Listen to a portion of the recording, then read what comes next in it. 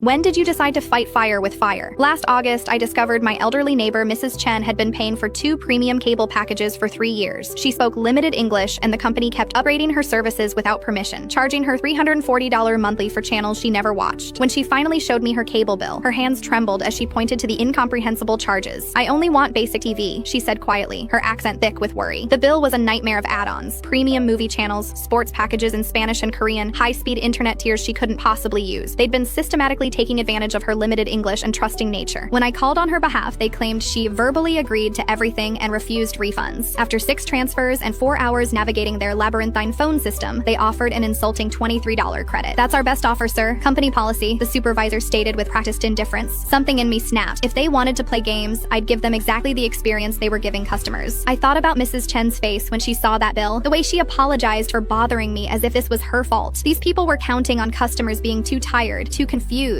or too intimidated to fight back. I researched every corporate executive, found their direct lines, and started my campaign. I printed organizational charts, made spreadsheets of extension numbers, and prepared detailed talking points. This wasn't going to be random anger. This was going to be strategic, methodical, and absolutely relentless. Monday morning, 9 a.m. sharp, I called the CEO's office requesting he personally explain Mrs. Chen's bill line by line. When they transferred me, I politely asked the next person to conference in their supervisor. I took detailed notes, asked for clarification on every point, and requested follow-up documentation. Tuesday, I called requesting the CFO calculate the probability that a 78-year-old immigrant would voluntarily order premium sports packages in 3 different languages. "I'm genuinely curious about the statistical analysis behind these sales patterns," I explained. Wednesday, I needed the head of customer relations to personally walk me through their ethical sales practices handbook, specifically the section on elderly customer protection. Week 2, I got creative, requesting supervisors read me their company mission statement and explain how Mrs. Chen's situation aligned with their corporate values. I began timing my calls with their shift changes, maximizing the number of people who had to deal with my educational requests. 8 a.m. for morning crew, 3 p.m. for afternoon shift, 11 p.m. for night team. I was unfailingly polite, never raising my voice, just incredibly, systematically persistent. By week 3, I was requesting itemized justifications for every charge, asking different departments to cross-reference their answers for consistency. I wanted legal to explain how verbal consent worked for non-English speakers. Each call lasted longer as representatives struggled to find answers their training had never covered. Thursday of week 4, 30 minutes into my daily call requesting an ethics expert explain their senior citizen protection policies. The phone went quiet. I could hear muffled conversations, papers shuffling, and multiple people conferencing in. "Sir, please hold for our regional vice president." 2 minutes later, a new voice came on, older, more authoritative, decidedly less patient. "We've reviewed Mrs. Chen's account. We're refunding $4,080 and simplifying her service to basic cable at $40 monthly." The next week, Mrs. Chen received a handwritten letter apologizing for the billing discrepancies and a year of free service.